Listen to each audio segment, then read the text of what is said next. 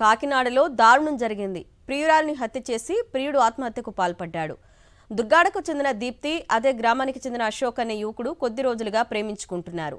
నిన్న సాయంత్రం షాపింగ్ కోసం కాకినాడకు వెళ్లిన దీప్తిని అశోక్ బైక్పై ఎక్కించుకొని సామర్లకోట మండలం పనసపాడుకు తీసుకెళ్లాడు. ఆ తర్వాత తన వెంట తెచ్చుకున్న బ్లేడ్తో దీప్తి గొంతు కోసి హత్య చేశాడు. అనంతరం వేట్లపాలెం వెళ్లి రైలు కింద పడి ఆత్మహత్య చేసుకున్నాడు.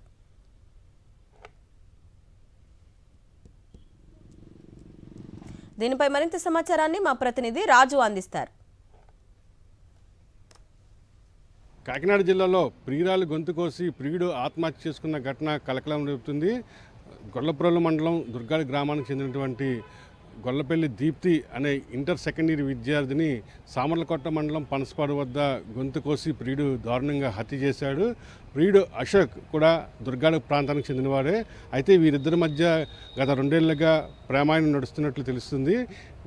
దసరా సెలవులు కావడంతో బాబాయ్ ఇంటికి వచ్చినటువంటి దీప్తి నిన్న సాయంత్రం షాపింగ్ అని చెప్పి కాకినాడ రావడం జరిగింది. ఆ తర్వాత అశోక్ ఆమెను శ్రీపీఠం వద్ద పికప్ చేసుకుని సామర్లకోట మండలం పనసపాడు వద్ద ఉన్నటువంటి లేఅవుట్ వద్దకు తీసుకెళ్లాడు. కాసేపు ఏకాంతంగా గడిపిన తర్వాత తన వద్ద ఉన్నటువంటి బ్లేడ్ తోటి ప్రియురాలు దీప్తిని దారుణంగా పీక కోసి హత్య చేశాడు.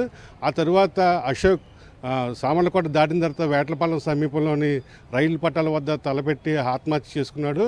అయితే వీరికి ఈ హత్యలకు గల కారణాలు ఏంటన్నది లోతుగా దర్యాప్తు చేయాల్సిన అవసరం ఉంది. కేసు నమోదు చేసిన సామర్లకోట పోలీసులు వివిధ కోణాల్లో దర్యాప్తు చేస్తున్నారు. వీరిద్దరు కులాలు వేరువేరు కావడం వల్ల ఎవరన్నా వీరిని హత్య చేసి ఈ విధంగా చిత్రీకరించారా, లేదా ప్రియురాలి మీద ఉన్న అనుమానంతో అశోక్ ఈ విధంగా దారుణానికి ఒడిగట్టాడనే కోణంలో కూడా పోలీసులు దర్యాప్తు చేస్తున్న పరిస్థితి ఉంది.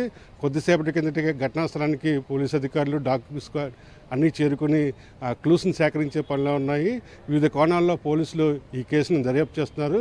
ఇంకా సామర్లకోట సమీపంలోని వేట్లపాలెం వద్ద రైలు పట్టాల వద్ద అశోక్ చనిపోవడంతో జీఆర్పీ పోలీసులు ఈ కేసును నమోదు చేసి దర్యాప్తు చేస్తున్నారు. అయితే ఈ మరణాలకు గల కారణాలు ఏంటనే దాని మీద మాత్రం పోలీసులు లోతైన విచారణ జరుపుతున్న పరిస్థితి కనిపిస్తుంది. విడుదల శ్రీనివాస్తో కలిసి కరస్పాండెంట్ రాజు, సాక్షి టీవీ, కాకినాడ నుండి.